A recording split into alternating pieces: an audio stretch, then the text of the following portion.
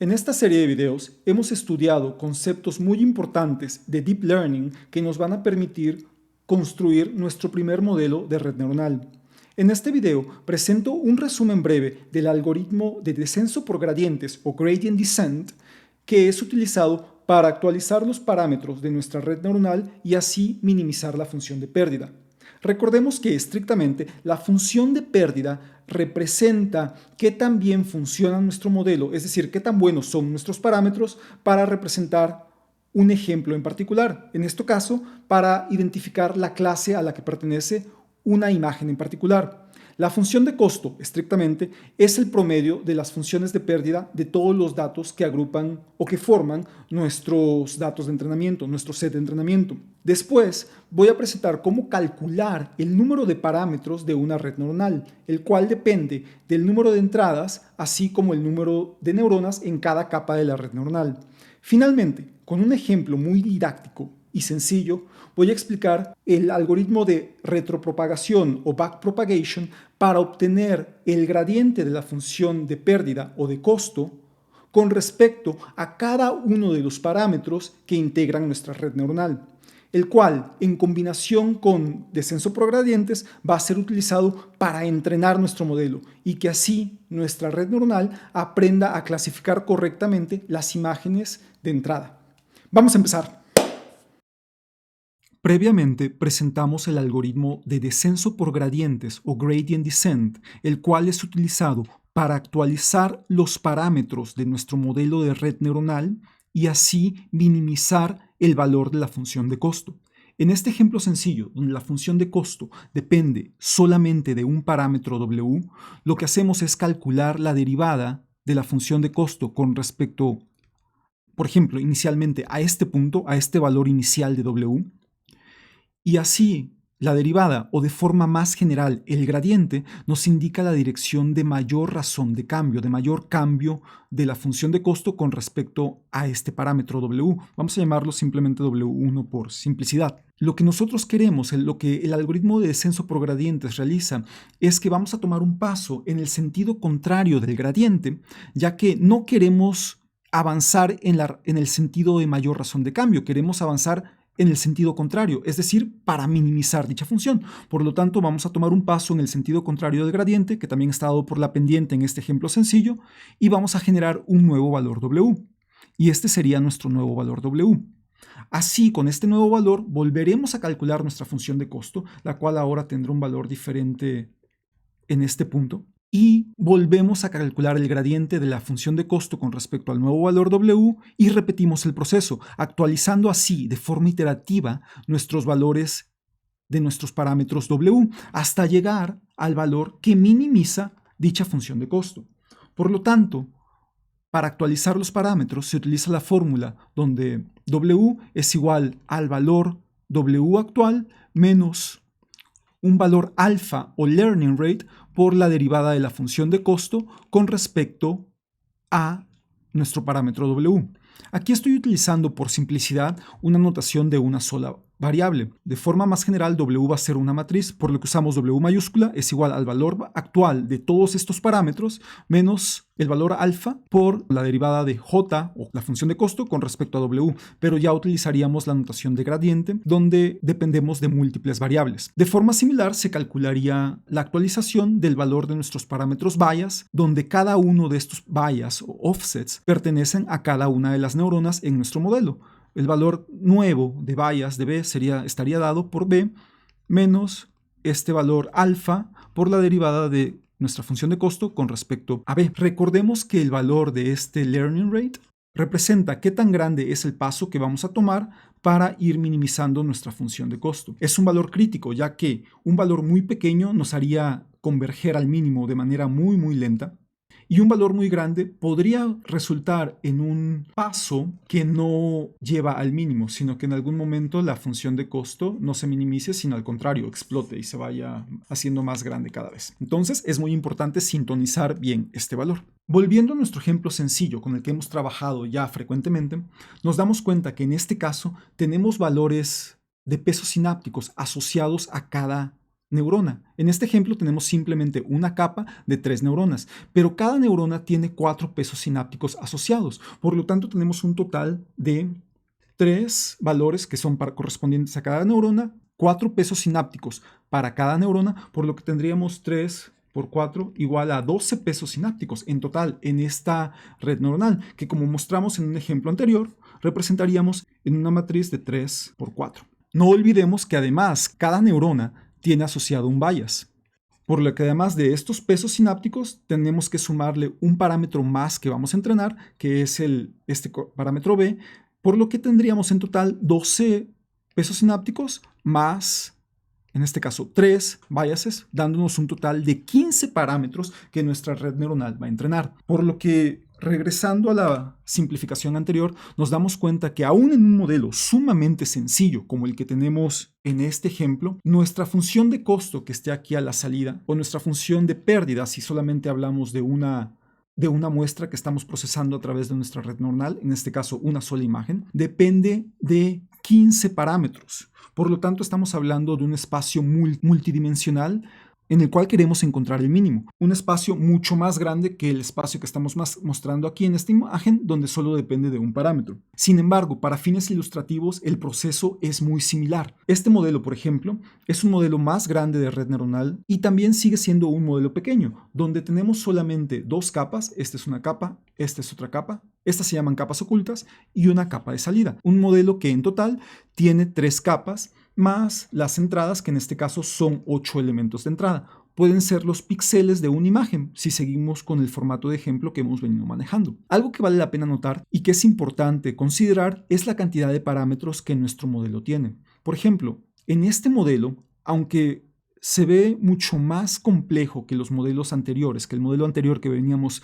trabajando de una sola capa, podemos ver que tenemos entonces 8 elementos de entrada, vamos a decir que son 8 píxeles, y 12 neuronas en cada capa oculta. Y la capa de salida tiene solamente 3 neuronas que corresponderían a las clases que vamos a reconocer, que en nuestro ejemplo han sido la clase gato, perro y ave. Si quisiéramos calcular el número de parámetros que este modelo tiene, simplemente tenemos que pensar en cuántas conexiones hay asociadas en cada capa de nuestra red neuronal. Por ejemplo, si pensamos en la primera capa, tenemos que son 8 elementos de entrada, por lo tanto, cada neurona va a tener asociados 8 pesos sinápticos, uno correspondiente a cada elemento de la entrada, y son 12 neuronas. Por lo tanto, nuestra capa de entrada, vamos a llamar que nuestra capa de entrada 1, vamos a llamarla W1, nuestra matriz de parámetros, tendría dimensiones, si pusiéramos por ejemplo un shape para ver las dimensiones, tendría dimensiones en este caso de 12 neuronas, 12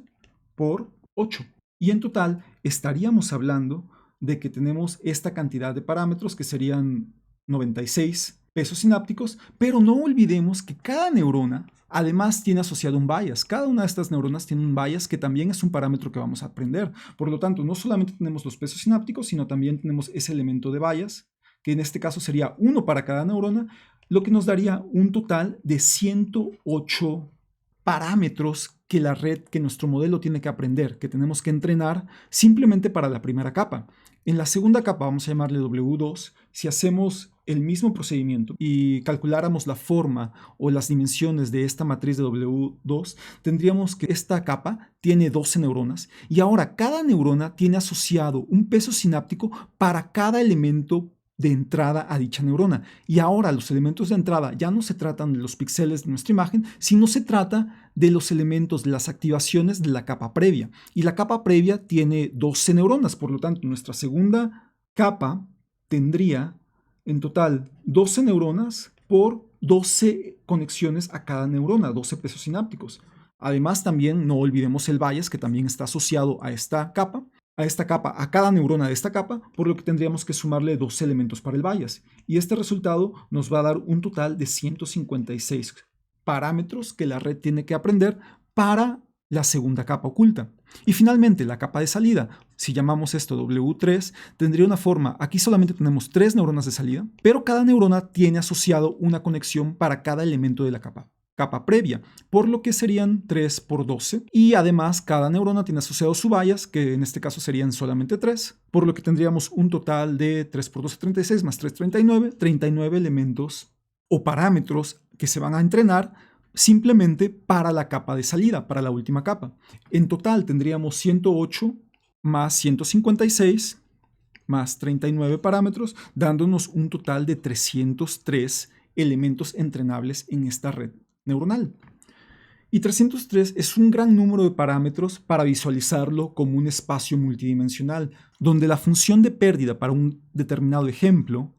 depende de todos esos parámetros, por lo que es importante entrenar o actualizar cada uno de estos parámetros utilizando el algoritmo de descenso por gradientes. Así, aunque es un modelo muy sencillo para el estándar del número de parámetros en redes neuronales actuales, es un modelo mucho más complejo que el ejemplo con el que venimos trabajando. Y la forma de abordar este modelo cuando lo entrenemos mediante el uso de software como Python o algún framework de Deep Learning, nosotros simplemente vamos a actualizar todos los parámetros de un solo paso, como mencionamos en la diapositiva anterior, dada por la ecuación W igual al valor actual de W menos este alfa por la derivada de la función de pérdida con respecto a W, donde W es una matriz que contiene todos los parámetros. Ahora, para entender mejor cómo se aplica este proceso de aprendizaje,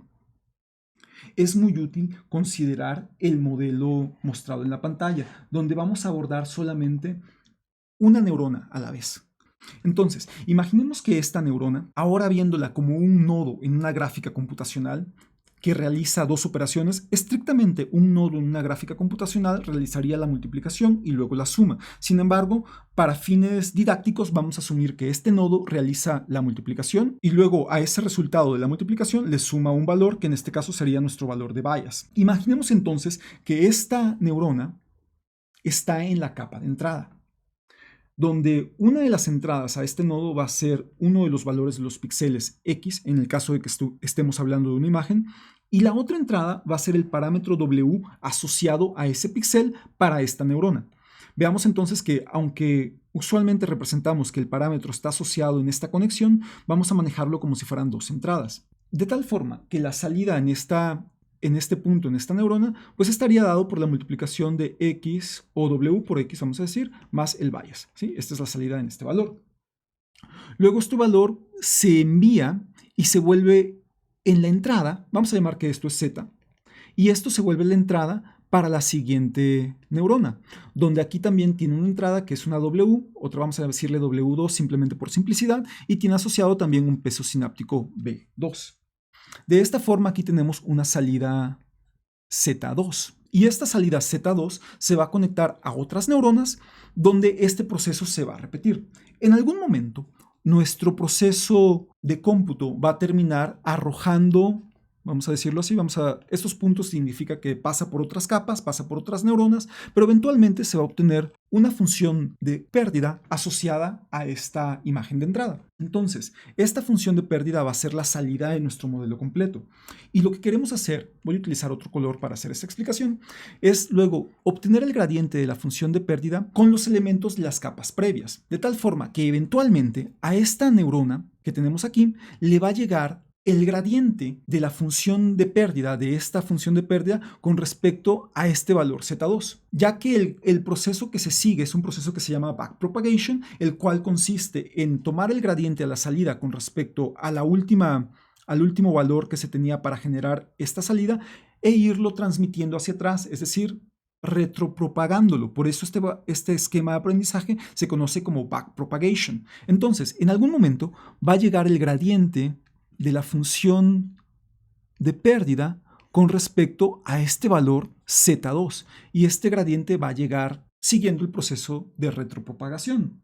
Y lo que queremos es calcular cuál es el gradiente de la función de pérdida con respecto a los parámetros W2, el gradiente de la función de pérdida con respecto a B2, es decir, con respecto a este parámetro, que son los parámetros que nosotros vamos a aprender, que nuestra red neuronal va a aprender, y asimismo con respecto a los otros parámetros W, vamos a decirle W1 para identificarlos, vamos a decir que este es W1 y este es B1, y el gradiente de la función de pérdida con respecto a B1, al primer Bayes. Para hacer esto, lo que vamos a hacer es uso de la regla de la cadena. Entonces, en este punto podemos decir que la derivada de Z2, o Voy a utilizar estrictamente, como estamos hablando solamente de valores que dependen de una sola variable, voy a utilizar la notación tradicional de derivada y no la del gradiente. Entonces, la derivada de z2 con respecto a este parámetro w2 lo podemos calcular directamente en este punto. Y nos damos cuenta que la derivada, aquí por ejemplo, la derivada, repito, voy a usar la notación normal, la derivada de la función de pérdida con respecto a w2 estaría dada por la aplicación de la regla de la cadena, donde tomamos la derivada de la función de pérdida con respecto a z2 por la derivada de z2 con respecto a w2. Entonces, este resultado de esta aplicación de la regla de la cadena nos va a dar el resultado de la función, nos va a dar la derivada de la función de pérdida con respecto a w2. Lo que va a pasar es que ese resultado del gradiente es el que se propaga de regreso en este sentido y nos va a permitir actualizar los valores de nuestros parámetros w2. En este caso se retropropaga la derivada de L o la función de pérdida con respecto a W2. De forma similar, aplicando continuamente la regla de la cadena, vamos a transmitir aquí el gradiente de la función de pérdida ahora con respecto a B2 y en este punto se transmite el gradiente de la función de pérdida con respecto a Z. Vamos a llamar este Z1 para identificar que no es este Z de aquí. Con respecto a Z1. Por lo tanto, también se calcula el gradiente en esta unidad para la entrada a dicha neurona. Y asimismo, entonces ya tenemos en este punto que se está regresando el gradiente de la función de pérdida con respecto a Z1. Aquí entonces podemos calcular el gradiente local, el cual estaría dado por la derivada de Z1 con respecto a X, y aquí sería también el gradiente local, sería la derivada de Z1 con respecto a W1, y aquí también tendríamos un gradiente local que sería la derivada de Z1 con respecto a B1, y así, de esta forma, la derivada de Z1 con respecto a B1 nos lleva a que la derivada de la función de pérdida, que es la que queremos encontrar con respecto a B1, por ejemplo, estaría dado por la derivada de la función de pérdida con respecto a este Z1 por la derivada de la función Z1 con respecto a B1. Y ese resultado es el que retropropagamos, que sería igual, vamos a decirlo, de L con respecto a dB1, y es el que vamos a utilizar para actualizar nuestros valores B1. Y recordemos, los vamos a actualizar utilizando el esquema de descenso por gradientes,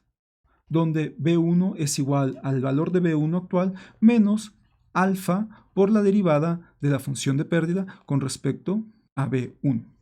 Y aquí pido una disculpa porque dije que iba a utilizar la notación de cálculo de una sola variable, sin embargo, por costumbre estoy utilizando la notación de cálculo multivariable. En realidad, la notación de cálculo multivariable es la notación correcta, ya que todos estos casos, aunque aquí estamos trabajando con neuronas muy puntuales donde solamente tienen una entrada, en los casos reales vamos a tener que las entradas son vectores, por lo tanto, necesitamos calcular el gradiente, el cual está dado por un vector, que es la razón de cambio de una función, en este caso la función de pérdida, con respecto a un vector de entrada. Es decir, qué tanto cambia la función de pérdida, L en este caso, cuando ajustamos, vamos a decir, W1, W2 o W3, es decir, con respecto a un vector. De esta forma, así vamos ajustando nuestros parámetros de la red neuronal.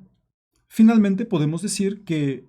aquí fluye un gradiente de regreso para W1, donde el cálculo, este sería el gradiente que estaría dado por la derivada de la función de pérdida con respecto a W1, que sería la derivada de la función de pérdida con respecto a Z1, es decir, la salida de esa unidad, por la derivada de Z1 con respecto a W1, es decir, el gradiente local. Y ese gradiente fluye de regreso y aquí lo que hacemos es actualizar W1 como el valor actual de W1 menos alfa o el learning rate por la derivada de la función de pérdida con respecto a W1. Notemos aquí que como se trata de la primera entrada, es decir, el píxel, no tiene caso hacer una retropropagación